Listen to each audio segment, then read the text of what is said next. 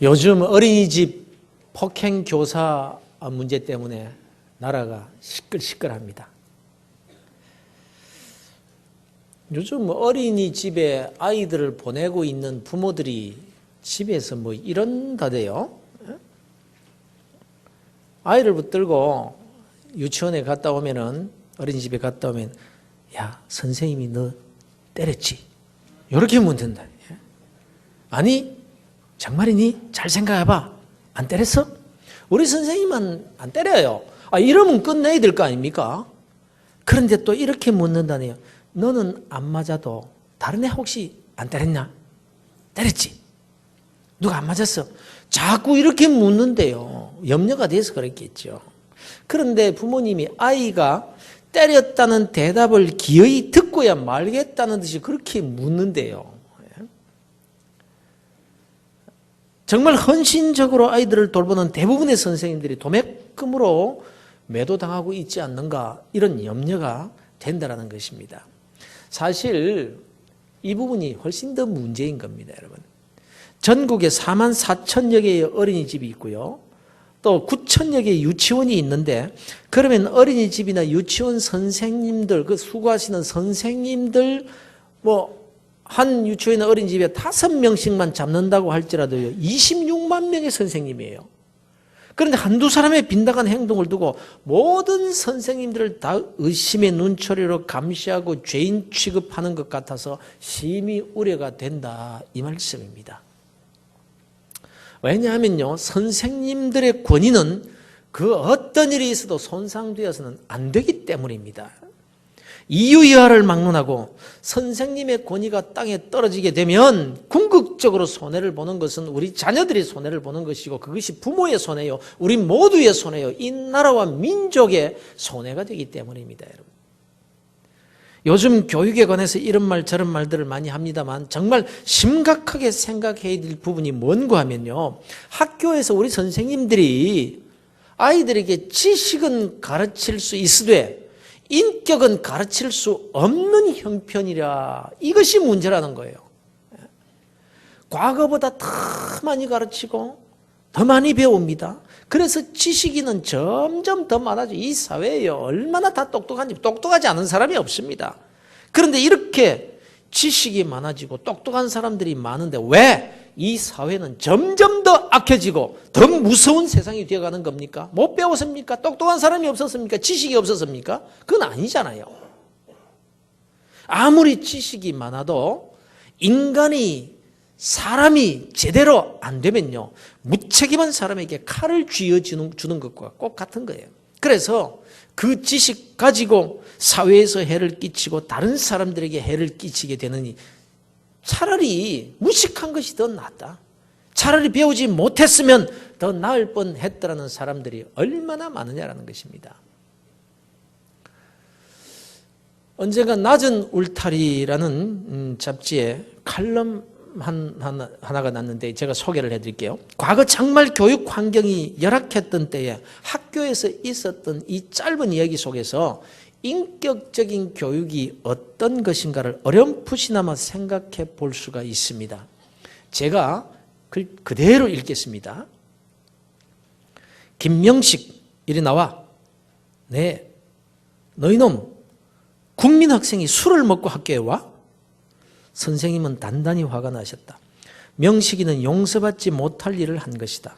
아침 조회 시간에 얼굴이 불그스레한 모습으로 맨 앞자리에 앉아 있었던 거다. 명식이는 종아리를 맞기 시작하였다. 금세 그 애의 종아리는 부풀어 올랐다. 얼마나 맞았는지 시퍼런 멍이 정강이 아래 위를 여기저기 물들였다. 친구들도 모두 가슴이 두근거렸다. 바른 대로 말해. 너 술 먹었지? 아니에요, 안 먹었어요. 우리는 명식이가 바른 대로 말하기를 바랬다. 분명히 얼굴이 빨간데도 왜 거짓말을 하는지 알 수가 없었다. 술 냄새도 나는 것 같았다. 이따가 점심시간에 교무실로 오라는 선생님의 청천벽력 같은 고함 소리는 온 교실을 찬물로 끼얹은 듯 조용하게 만들었다. 명식아, 너 정말 술 먹지 않았냐? 친구들은 쉬는 시간마다 물었다. 명식이는 울기만 하였다. 점심때 교무실에 불려가게 되면 큰일이라고 생각했다. 지난번 다른 반에 어떤 애가 남의 주머니에서 돈을 훔친 게 발각이 된 일이 있었다. 그 애의 부모님들이 며칠씩 학교에 불려 다녔다. 너 아침에 뭘 먹었나 곰곰이 생각해봐. 아빠가 양조장에 가서 술찌개미를 사왔어. 그걸 당원 넣고 데워서 우리 식구 모두 한 그릇씩 먹은 일밖에 없단 말이야. 명식이는 제 얼굴이 어째서 붉어졌는지조차 모르고 있었다. 우리는 곧바로 선생님께 가서 말씀드렸다. 그 애가 어저녁부터 끼니를 굶었다는 얘기와 오늘 아침에도 빈속에 술찌개미로 밥을 대신하였다고 말이다. 이 말을 들으신 선생님께서는 갑자기 얼굴이 붉어지시더니 눈에 눈물이 고이기 시작하였다. 뭐라고? 그게 정말이냐? 이런 명식이 가슴에 내가 못을 박았구나 하시면서 명식이를 찾았다. 명식이도 오전 내내 울었기 때문에 눈이 퉁퉁 부어 있었다. 명식아, 선생님이 정말 잘못했다. 아침도 먹지 못하고 온 너를 이렇게 때리다니. 선생님께서는 물수건으로 명식이 종아리를 찜질해 주셨다. 명식이는 그냥 흐느끼기만 하였다. 우리들도 그 모습을 바라보며 울기 시작하였다. 그날 선생님은 점심을 굶으셨다. 그 후에도 선생님은 점심시간만 되면 가끔 명식이를 부르곤 하셨다. 우리는 왜 선생님이 명식이를 부르는지 쉽게 짐작할 수 있었다. 이제 그만한 나이에 내 아이까지 둔 지금 아들 녀석이 밥상에 앉아 먹기 싫은 밥을 억지로 엄마와 싸우며 먹을 때마다 밥이 없어서 아빠가 양조장에 가서 술찌개미를 사왔어요 라며 얼굴을 붉히던 명식이 생각이 나 마음이 착잡해지곤 한다. 이런 글입니다. 억울한 일이었을 수도 있지만 그래도 선생님이 종아리가 퉁퉁 부어오를 정도로 사랑의 매를 때릴 수 있었던 그때가 그립습니다. 사실 우리는 지금 어찌할 바들을 몰라 하고 있습니다. 이 사회가 비인간적, 비도덕적, 비윤리적, 비정상적이 되어가도 이제 어디에서 손을 써야 할지 모를 정도가 되어버렸습니다. 아이들의 인격 교육은 학교에서도 시킬 수 없고 가정의 부모들도 시킬 수가 없고 이 사회는 더더구나 말할 필요가 없는 그런 시대가 되어버리고 말았습니다. 정치인들의 말 한마디 한마디 그 행동 하나가 다 국민들에게 교육적인 영향을 끼치고 있는데 국회의원들의 정파적으로 자기들의 유익을 위해서 싸우고 욕하고 거짓말하는 것, 이거 국민들에게 욕을 가르치고 거짓된 삶을 가르치는 것입니다. 뭐 사람들이 그들을 향해서 욕을 하고 뭐 종편에 여러 사람들이 나와가지고 이런저런 그럴듯한 말로 비판하고 이래서는 안 된다, 저래서는 안 된다고들 하지만 그러나 그 사람들에게 이 나라를 맡기면 그러면 이 나라가 잘 될 것 같습니까? 욕하면서도요 스스로 닮아가는 거예요. 사람은 증오하는 사람을 증오하면서도 그 증오하는 사람을 닮아가는 거예요. TV에 나오는 모든 드라마나 뉴스가 사람들과 자라는 아이들에게 얼마나 큰 영향을 끼치는지에는 상관이 없이 그저 상업적인 관점에만 몰두하고 있는 언론 방송인들, 그야말로 오늘의 교육 현실은요 인격 교육의 제로 상태가 되어버리고 만 거예요. 욕하면서도 그대로 배우고 그대로 살아가고 있는 거예요. 그래서 이 사회가 이 지경이 되어가고 있는 겁니다. 아니 도둑질하는 것도 가르쳐준다니까요. 뉴스에서 도둑질하는 사건이 보도하면서 어디서 어떻게 문을 따고 어떻게 들어가가지고 CCTV는 어떻게 피해가지고 어떻게 훔쳐가지고 어떻게 나와서 유유히 도망갔다. 그러면 보는 사람들이 야 문단속 잘해야 되겠구나 이렇게 주의를 환기시키는 그런 효과는 있겠지만 그러나 그대로 따라하는 도둑들이 더 많아지고 있는 게 문제라는 거예요. 그대로 따라서요. 지금 김군인지 10대 청년 하나가 지금 IS에 가입했다고 하면 터키에서 없어졌다고 야단인데 거기에 가입하게 된 동기를 고스란히 그대로 가르쳐주고 있습니다. 오늘날 젊은이들이 인터넷으로 그걸 어떻게 가입하면 되느냐고 지금 그냥 묻는 질문들이 그냥 계속 올라오고 있답니다.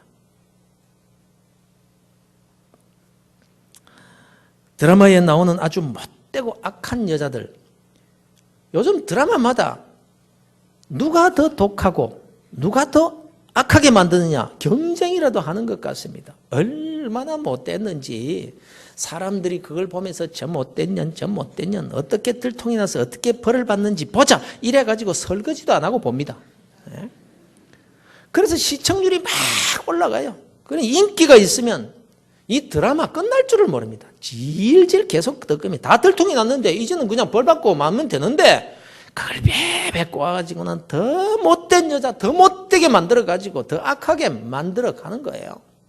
자, 그러면 여러분 그걸 보는 사람들 시청자들 착해질까요? 악해질까요? 욕하면서 그대로 배운다니까요. 이게 죄인이에요. 도대체 이제 어디에서 누가 어떻게 사람을 사람답게 인간을 인격적으로 교양인으로 그렇게 가르칠 수가 있을까? 어디에서요? 아이들에게조차 가르칠 수 없는 이런 지경이 되어버렸는데요. 선생님의 회초리가 없어져 버렸는데요. 어디에서 인격적인 교육을 가르칠 수 있단 말입니까? 그래서 여러분 누가 뭐라고 해도 아직 전인적인 교육이 이루어질 수 있는 곳은요 교회밖에 없습니다. 왜냐하면 선생님의 권위 그 이전에 교회에서 사용하고 있는 구원과 인격 교육의 교과서가 훌륭하기 때문입니다. 역사를 통틀어 하나님의 말씀인 이 성경 말씀만큼 인류에게 가마를 끼치고 사람을 변화시킨 교자는 없습니다. 아무리 시대가 변하고 사회가 바뀌고 사람들의 이 심성이 바뀌어도 조금도 변함없는 진리의 성경 말씀만이 그 시대의 빛이었고 등이었던 것입니다. 성경은 사람을 유식하게 만들지는 않습니다. 지식인으로 만드는 것은 아닙니다. 계산이 빨라진다든가 돈벌이를 잘하게 만드는 것도 아닙니다. 그러나 말씀은 사람을 지혜롭게 만듭니다. 지혜와 지식은 다릅니다. 지식이 아무리 많아도 지혜가 없으면 그 가진 지식이 아무런 소용이 없는 그 지식 무익하게 만들어버릴 수 있고요. 오히려 그 지식이 자기를 해롭게 할 수도 있는 것입니다. 차라리 좀 더 무식했더라면 더 나을 뻔한 사람들이 얼마든지 있는 거예요. 지금 이 시대에 필요한 사람은 지식이 아니라 지혜로운 사람입니다. 다 지식은 가지고 있으니까 얼마나 똑똑한데 얼마나 많이 배웠는데요. 그런데 지혜가 없는 것이 문제라는 것입니다. 정치, 경제, 사회 모든 분야에서 지혜로운 사람이 필요한 시대입니다. 지식이 필요하지 않다는 말이 아닙니다. 사람은 교육적인 존재입니다. 그래서 배우기를 포기한다는 것은 인생을 포기한다는 말과 꼭 같기 때문에 우리는 열심히 배워야 됩니다. 지식 습득을 위해서 애를 써야 됩니다. 그렇기 때문에 평생 교육이라는 말을 중요하게 여기는 것입니다. 그러나 그럼에도 불구하고 지식보다 더 중요하고 더 필요한 것은 분명히 지혜입니다. 칼의 용도를 아는 지식보다 그 칼을 어떻게 유익하게 사용할 줄 아느냐 하는 지혜가 더 필요한 거예요. 사랑하는 성도 여러분, 우리 교회에서 자라는 우리들의 자녀들을 어떻게 키워야 하겠습니까? 지식인으로 키우겠습니까? 지혜로운 사람으로 만드시겠습니까? 98절에 보니까 주의 계명들이 항상 나와 함께하므로 그것들이 나를 원수보다 지혜롭게 하나이다. 하나님의 말씀이 지혜롭게 한다는 거예요. 젊은이 여러분, 공부해야 할 때 공부 열심히 하십시오. 배울 기회가 있을 때 세상의 지식을 습득하기 위해서 땀 흘려 노력들을 하셔야 됩니다. 예컨대 칼에 대한 지식도 있고 칼을 사용하는 그런 지혜도 있다고 합시다. 그러나 총에 대한 지식을 가진 사람과 싸운다면 이길 수가 없는 겁니다. 그래서 총이나 대포나 첨단 무기에 대한 지식을 얻기 위해서 노력하는 것은 당연한 일인 것입니다. 그러나 오늘날 대부분의 사람들이 칼에 대한 지식, 총에 대한 지식을 가졌는데 지혜가 없는 것이 문제예요. 그래서 그걸 가지고 강도짓을 합니다. 그것으로 남도 망치고 자신도 망치고 집안도 망하게 만들고 있습니다. 돈을 버는 지식은 있는데 돈을 잘 쓸 줄 아는 그런 지혜는 없는 거예요. 그래서 사기꾼이 되기도 하고 자신을 위해서도 남을 위해서도 무익한 존재로 살아가게 된다는 것입니다. 그런데 지식은 그나마 가르쳐 주는 데가 있어서 배울 수가 있는데 이 지혜는요, 배울 길이 없습니다. 거기다가 지혜같이 보이도록 미혹하는 것들이 이 세상에 널려 있습니다. 지혜 같아서 솔깃해서 따라가 보니까 아니더라는 거예요. 그래서 철새같이 지혜를 쫓아서 움직여 다닙니다. 권력을 따라서 움직이고 또 물질을 따라서 움직입니다. 이 지혜도 상대적입니다. 이 세상의 지혜라는 것이 상대적이에요. 그래서 어제는 저쪽 줄에 서는 것이 지혜 같아서 그쪽 줄에 섰다가 오늘 보니까 이쪽 줄이 더 지혜로운 것 같아서 과감하게 이쪽 정리하고 저쪽에 가서 서 있습니다. 여러분, 그러나 참된 지혜는 사람에게서 나오는 것이 아닙니다. 여기저기 쫓아다닌다고 해서 지혜를 얻게 되는 것도 아니라는 것입니다. 주의 말씀이 나를 원수보다 지혜롭게 하나이다. 지혜는 하나님의 말씀에서 나오는 거예요.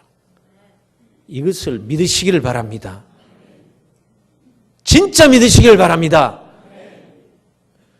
그런데 우리가 늘 속는 것이 뭔가 하면 성경 말씀대로 순종하여 사는 것이 지혜롭지 못한 것 같아 보인다는 것. 말씀에 순종하는 것이 어리석게 보이고 미련하게 보인다는 거예요. 그러나 우리는 이 말씀을 기억하셔야 됩니다. 주의 말씀이 나를 원수보다 더 지혜롭게 하나이다.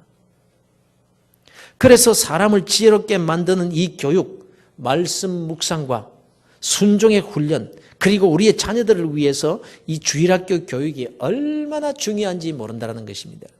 사랑하는 성도 여러분, 여러분의 자녀들을 똑똑한 자녀로 키우기보다는 지혜로운 자녀로 키우시기를 바랍니다. 그런데 오늘날 대부분의 부모들이 자녀를 사랑하면서도 그 자녀들을 똑똑하게만 키우고 있습니다. 그래서 조금만 크면은 눈을 좀 떴다 싶으면은 부모를 무시하고 업신여기는 똑똑한 자식이 되어버립니다. 무슨 말만 하면 가만히 좀 있어요. 뭘 안다고 그래요. 대화가 통해야지. 대화가 통해야지.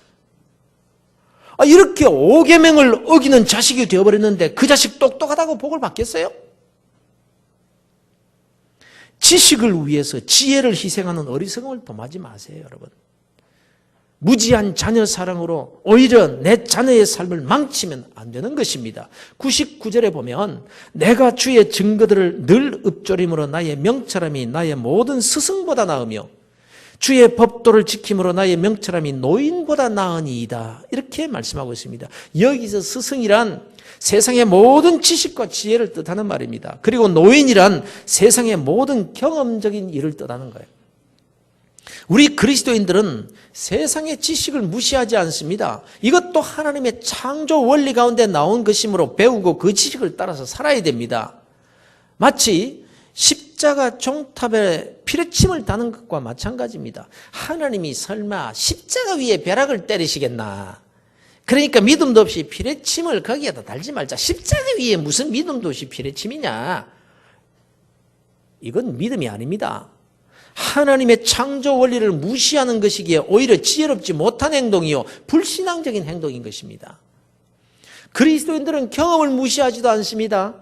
경험은 그야말로 지혜로운 스승입니다. 선배의 경험을 귀하게 여기는 자는 지혜로운 자입니다. 선배가 실패한 것을 보고 그 길을 피해가면 그만큼 인생을 낭비하지 않고 버는 것이고 더 사는 것이고 성공의 지름길로 가는 비결인 것입니다.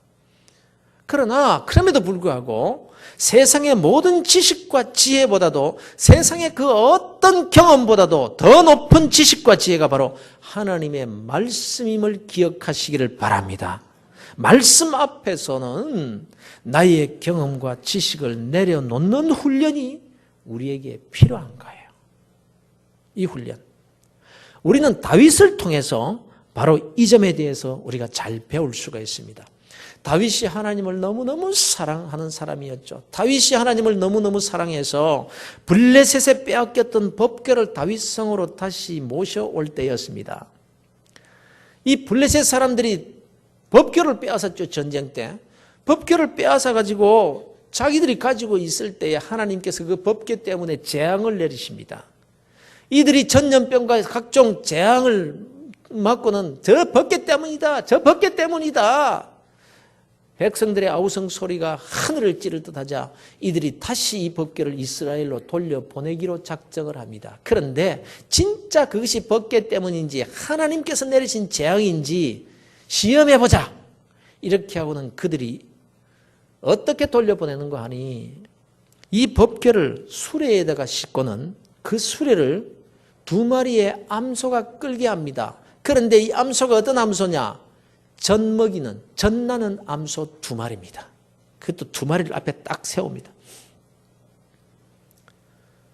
이 소가 끌고 가면서 이 송아지를 떼놨으니까 젖 먹이는 이 암소인데 울고 뒤를 돌아보고 그냥 뛰고 정상적으로 끌고 갈 수 없는 상황인데 만일 잘 끌고 가면 그것이 진짜 여호와 하나님께서 내리신 재앙인 줄로 우리가 안다. 뭐 이런 생각을 가지고 그렇게 하도록 했습니다. 그런데 그 소들이 수레를 끌고 가는데 벳세메스까지 울지도 않고 송아지를 찾지도 않고 뛰지도 않고 뒤를 돌아보지도 않고 벳세메스까지 곧장 수레를 끌고 갑니다. 그로부터 20년이 지난 후에 다윗이 왕이 되었을 때에 그 법궤를 다윗성으로 모셔오게 되었습니다. 그때 다윗이 그 일을 함에 있어서 경험적 지식을 의지한 거예요. 다윗은 역사적인 경험의 지식, 하나님의 법궤가 수레에 실려서 블레셋에서 벳세메스까지 안전하게 운반되었던 그 이스라엘의 경험적인 지식을 가지고 있었습니다. 그래서 하나님을 사랑하는 이 다윗은 더 좋은 수레, 더 아름다운 수레, 새 수레를 쫙 이렇게 만들어가지고 경험에 의한 지식 그대로 소가 수레를 끌도록 합니다. 그렇게 법궤를 모셔옵니다. 그런데 20년 전과는 달리 잘 끌고 가던 그 소가 갑자기 뛰기 시작합니다. 수레가 기우뚱하니까 수레에 실었던 그 법궤가 땅에 떨어지려고 합니다. 법궤가 땅에 떨어지면 어떡합니까? 그래서 수레를 몰고 가던 우사가 떨어지지 못하라고 법궤를 붙잡습니다. 붙잡아야지요. 나라도 그렇게 해야죠. 여러분들도 그렇게 해야죠. 그런데 법궤를 손에 댔다고 해서 그 자리에서 우사가 죽임을 당합니다. 즉사합니다. 어떻게 이런 일이 일어납니까? 뭘 얼마나 잘못했다고? 다윗이 충격을 받습니다. 하나님의 뜻이 아닌가 보다. 법궤를 궁으로 모시는 것을 하나님이 원하시지 않는가 보다. 다윗은 크게 실망하고 법궤 모셔오기를 중단하게 됩니다. 그런데 후에 다윗이 깨닫게 된 거예요. 아, 이것이 잘못된 것이구나. 경험적 지식에 의지한 것이 잘못된 것인 줄 알고 말씀으로 이제 돌아간 것입니다. 아, 그렇구나. 블레셋 사람들이 수레에 실었다고 나도 그렇게 하면 될 것이라는 이 경험에 의지한 신앙이 잘못된 거구나. 말씀으로 돌아가자. 세상 사람들이 세상적인 방법으로, 불신앙적인 방법으로 돈을 벌고 출세했다고 해서 그리스도인 나도 그렇게 하면 되는 것인 줄 알고 따라서 하니까 아, 이게 아니구나. 말씀으로 돌아가자. 하나님의 말씀에는 이렇게 기록이 되어 있습니다. 진영을 떠날 때에 아론과 그의 아들들이 성소와 성소의 모든 기구 덮는 일을 마치거든 고핫 자손들이 와서 맬 것이니라. 그러나 성물은 만지지 말라. 그들이 죽으리라. 회막 물건 중에서 이것들은 고핫 자손이 맬 것이라. 소가 뛴 것도 법궤를 만진 우사가 그 자리에서 죽은 이유도 여기에 있었다는 것을 비로소 깨달았던 것입니다. 그래서 경험적인 지식을 이제는 다 내려놓고 말씀에 의지하여서 그 하나님의 법궤를 수레가 아닌 고핫 자손들이 어깨에 메고 이제는 운반하게 합니다. 그렇게 해서 다윗성으로 법궤를 무사히 모시고 와서 다윗은 하나님의 사랑을 받는 왕이 됩니다. 우리 그리스도인들은 세상의 지식을 무시하지 않습니다. 경험도 무시하지 않습니다. 그러나 그 지식보다 그 경험보다 더 중요한 것이 하나님의 말씀, 성경 말씀인 거예요. 그렇습니다, 여러분. 하나님의 말씀만이 참 지식이요 참 지혜인 것을 믿으시기를 바랍니다. 그런데 오늘날 그리스도인들조차 말씀보다 세상 지식을 더 의지할 때가 많습니다. 말씀보다 자기의 경험을 더 의지합니다. 아닙니다. 결코 그래서는 안 되는 것입니다. 그게 지혜로운 것 같지만 어리석은 일이라는 것을 잠시만 지나면 알게 됩니다. 왜 내가 실패했는지를 곰곰이 생각해 보면 말씀을 전적으로 의지하고 순종한 것이 아니라 내 생각, 내 지식, 내 경험, 비신앙적인 조언과 경험을 더 중요하게 생각하거나 적당히 말씀과 섞어서 일했기 때문임을 알게 되는 거예요. 그렇지 않습니다. 여러분, 우리는 그렇게 해서는 안 됩니다. 우리는 계속해서 이 실패의 길을 걸어갈 수는 없는 것입니다. 지혜를 얻어야 합니다. 지혜는 이론적인 교육만으로는 얻을 수가 없습니다. 지혜는 말씀에 순종하는 훈련을 통해서 얻어지기 때문에 습관이 될 때까지 반복적인 훈련이 필요한 거예요. 이것이 신앙생활의 목적인 거예요. 말 한마디를 해도 말씀으로 훈련되어진 말이 나오도록 해야 한다는 것입니다. 봉사를 해도 말씀에 근거한 봉사가 되도록 해야 한다는 거예요. 우리는 다 죄인들이기 때문에 무의식적으로 저절로 내 지식, 내 경험에 의해서 일하기가 쉬운 법입니다. 다윗도 그랬는데 하물며 우리들에게 있습니까?